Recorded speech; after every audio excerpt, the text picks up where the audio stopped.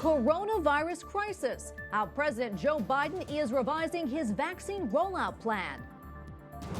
Hot topics. Lawmakers on Capitol Hill debate infrastructure and immigration. Big tech. Justice Clarence Thomas suggests a new approach to Facebook, Google, and Twitter. And protecting life.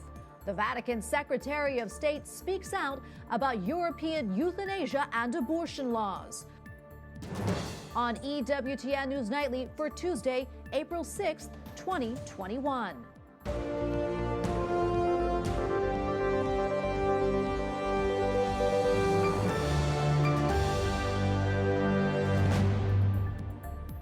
Thank you so much for being with us tonight. I'm Tracy Sable. President Joe Biden visits a vaccination site as several U.S. states open up their vaccine eligibility to more people.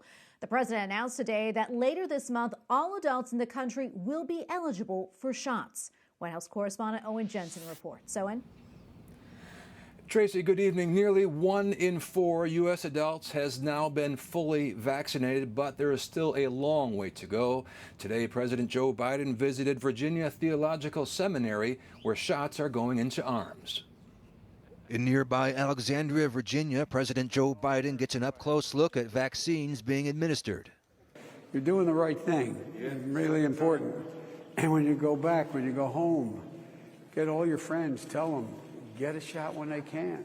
But as more people become eligible to get vaccinated against COVID-19, some states are seeing coronavirus infections surge. Case counts are up, partly due to virus variants. Still, the White House says more than 55% of older people are fully vaccinated. We are at a point where there's enough supply, there are enough vaccinators, there are enough vaccination sites that every American adult is eligible April 19th. Meanwhile, Vice President Kamala Harris departs Los Angeles, traveling to Chicago to visit a vaccination site in the Windy City. You can see a light at the end of the tunnel, because we've been going through so much as a nation. I also asked the White House press secretary about another issue important to Catholics. What does the president, who we know is Catholic, say to Catholic doctors, Catholic institutions who are fearful that if the Equality Act passes, it has the potential to trample on their conscience rights? He has a difference of opinion, and he respects their difference of opinion, but he has been a supporter of the Equality Act, and he also is a practicing Catholic and attends church nearly every week. Also, the U.S. Conference of Catholic Bishops has warned the Equality Act would discriminate against people of faith. At the White House, Owen Jensen, EWTN News Nightly. A new decision from the U.S. Senate's nonpartisan parliamentarian now means that Democrats could advance more of President Biden's agenda without the support of Republicans. Conservative organizations say it is a decision which could have devastating effects on religious liberty and even the pro-life movement. Capitol Hill correspondent Eric Rosales explains. Eric. Well, Tracy, it was late last night that the Senate parliamentarian, that's the one who decides the rules in the Senate, determined that Senate Democrats may actually amend the budget resolution that they used to pass the COVID-19 relief bill. You may recall that that passed with a simple majority vote. Now, you may be asking yourself, why does this matter? Well, it sets a precedent. It opens the door for Democrats to pass further legislation with a simple majority vote without any Republican support. What this decision did was essentially say, okay, no longer do you need to have many senators coming together across the aisle from many different states and perspectives to pass the laws that govern America, but rather instead can almost become a majoritarian role. Connor Semmelsberger is the Director of Federal Affairs for Life and Human Dignity for Family Research Council. He tells me it's still unclear as to how Democratic leaders might use this chance to pass their policies, like President Biden's infrastructure bill, but the decision does open the door. They're already talking about adding permanent changes to healthcare proposals, ones that we just sent out billions of taxpayer dollars in subsidies for Obamacare plans that cover abortion, and they want to lock those into place permanently. A spokesman for Senate Majority Leader Chuck Schumer said in a statement, quote, "The parliamentarian's opinion is an important step forward, that this key pathway is available to Democrats if needed. Meanwhile, the crisis at the border continues with national security implications. U.S. Border Patrol reported 2 men from Yemen on the FBI's terrorism watch list were arrested at the U.S.-Mexico border. Agents say one of them had his cellular phone SIM card hidden underneath the insole of his shoe.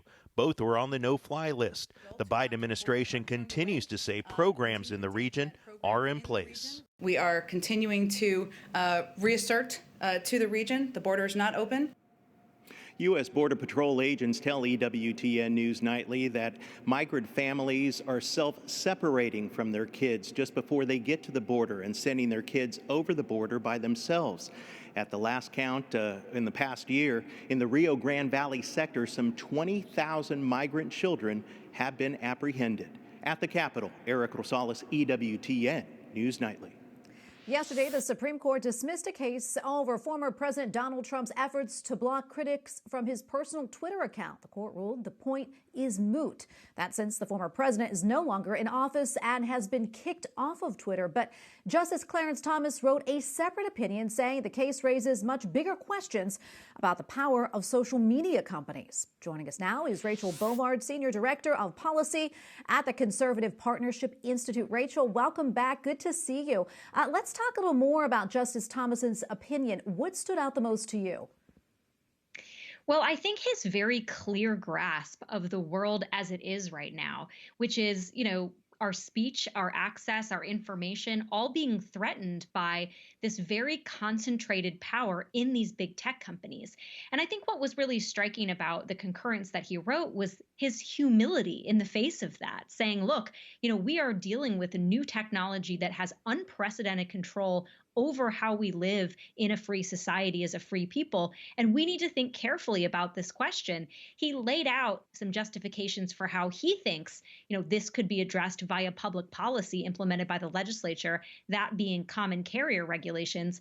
But I think he was very humble in the face of this new threat and really urging the legislature to act, but also I think inviting some challenge legally, where the Supreme Court could actually intervene and rule in cases where he thinks the law has been misinterpreted or misapplied by the lower courts as it relates to big tech. One of the things he mentioned was Section 230, that major protection for internet companies. Why is this law controversial, particularly now? So Section 230, actually, Justice Thomas has opined on this before in previous opinions, and it's big tech's government subsidy. It's a law from 1996 that, in Justice Thomas's telling, has been sort of judicially distorted and bloated away from its original intent. And in doing so, it has made these big tech companies some of the most privileged First Amendment actors in our society. They are shielded from all kinds of different liabilities in their ability to moderate content that allows users no recourse. If you are blocked or if you are censored on these social media platforms, they are immune from any kind of liability with that regard. And Justice Thomas's argument is, look, this has been so stretched. What was intended to be a very porous, a very narrowly tailored immunity, simply to just clean up the internet, to incentivize the companies to remove, lewd content that nobody wants to see, has been so stretched that it's given these companies massive amounts of immunity, protecting them from, sex trafficking, flourishing on their site they're not responsible for. So I think, he really wants to bring it back to its original intent. Now, that is very controversial because the big tech companies make a lot of money off this provision. So they, of course, want it to remain as it is. Yeah, and as we know, lawmakers on Capitol Hill have had the heads of social media giants for testimony on Capitol Hill several times in recent years. What, if anything, has come from those hearings? Well, not much in the way of legislating. You see, what is now almost a routine occurrence of these big tech CEOs being brought before Congress. You see legislators, ream them out or sort of beat their chests about how terrible social media is, and then nothing changes.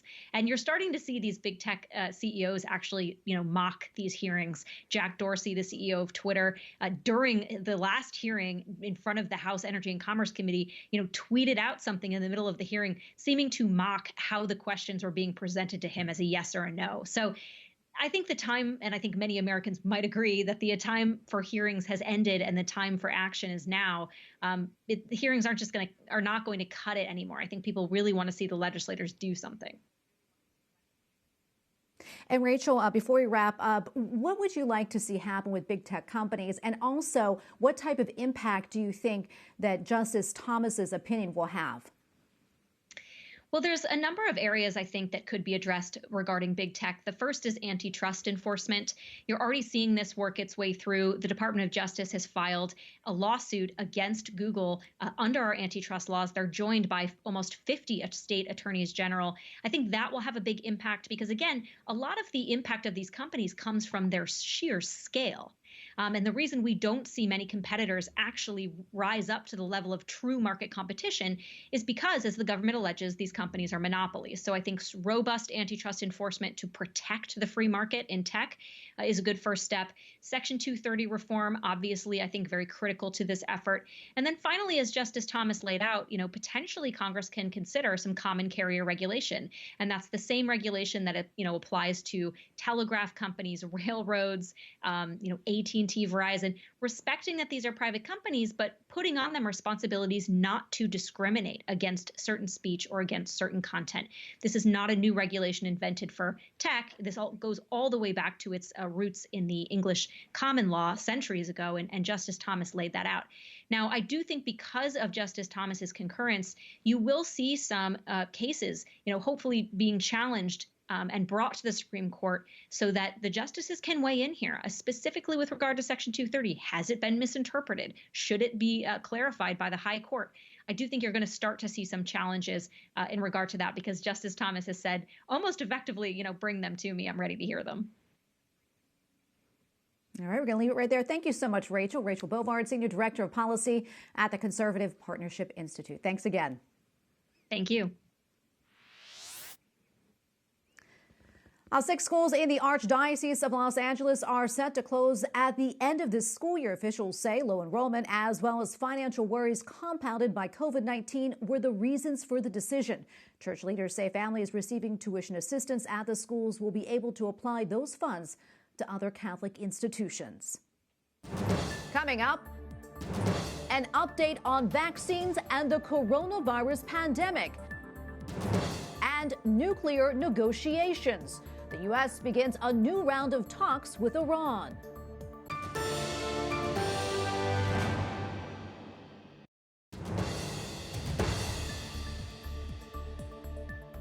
After its most recent COVID-19 restrictions, France is rolling out vaccinations nationally. Near Paris, the National Stadium has opened as a vaccination center. Its goal is to administer 10,000 doses a week. 40 more mass vaccination centers are soon to open. France currently prioritizes healthcare workers, the elderly, and the seriously ill. Meanwhile, an official with the European Medicines Agency is now saying there is a link between the AstraZeneca COVID-19 vaccine and rare blood clots in the brain. However, it is unclear what exactly that connection is. Dr. Bob Lahita joins us now on Skype. He is the Director for Autoimmune and Rheumatic Diseases at St. Joseph Health and a Professor of Medicine at Rutgers and New York Medical College. Dr. Lahita, thank you so much for your time today. Great to see you. The European Medicines Agency is saying that it will have more on these findings once the review is finalized sometime this week. That said, they do say the benefits of the vaccine still outweigh the risks. Let's talk more about that. Yes, well, clotting is a very common process. There are people who naturally clot when their immune systems are activated. In fact, we have a condition that is related to clotting, which happens in very few people. Fortunately, it's very rare, but it does happen in the autoimmune diseases, for example.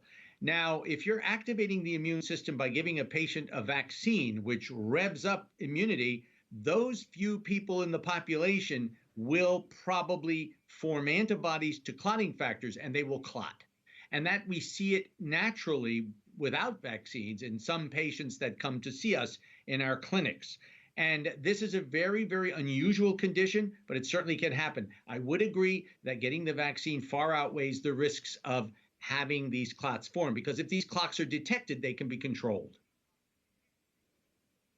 As we know, AstraZeneca's vaccine really isn't the only one in which adverse reactions, some even severe, have been reported.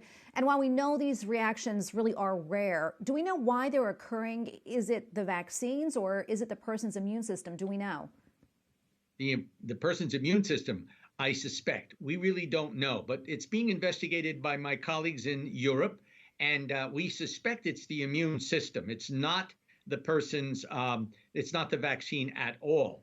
When, and I have a group of post-COVID patients that I see called the long haulers, and they have all sorts of things, ulcers in their mouths, headaches, chronic headaches, of course, lack of smell and taste that go forever and ever. And clotting of the blood, clotting and low platelets, for example, which is associated with this blood clotting problem, are seen periodically in rare individuals. So this is a result of the vaccine. It's not the virus that's doing this. One of the things we did mention earlier today, I'm sure you heard about this, the White House is saying that 100% of adults will be eligible for the vaccine by April 19th. That's really just around the corner. How important is that when it comes to stopping this pandemic, especially as we're seeing these new variants, the virus emerge? Well, we really want to achieve herd immunity, which requires that 70% of us or more are either infected with the virus or receive the vaccine.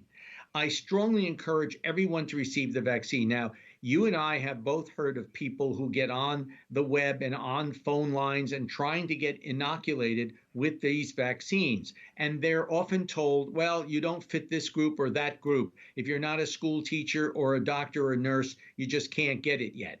My feeling is that a lot of places go leaving empty chairs and people standing around with syringes loaded with the vaccine, ready to give them to people, but there are no people to give them to. So I think the important thing is that everybody should be opened up to getting these, from young people in their teens. And, there's a lot of data now we have from 12 and up that show that it's exceedingly effective in young people. And there are a series of trials in littler people from 6 months to 12 years going on right now. Everybody should be immunized. Once people are immunized, or they've had the infection, God forbid, if they've had the infection and we have people who are immunized, we'll have herd immunity. Once we get to herd immunity, we're all free to go. We can doff the masks and no longer worry about going to social and public functions, going to church, for example, attending theaters, etc. Yeah, looking forward to that for sure. Dr. Lahita, thank you so much. We always appreciate you coming on. Thank you very much. Up next, the value of life. The Vatican Secretary of State decries euthanasia and abortion laws in Europe.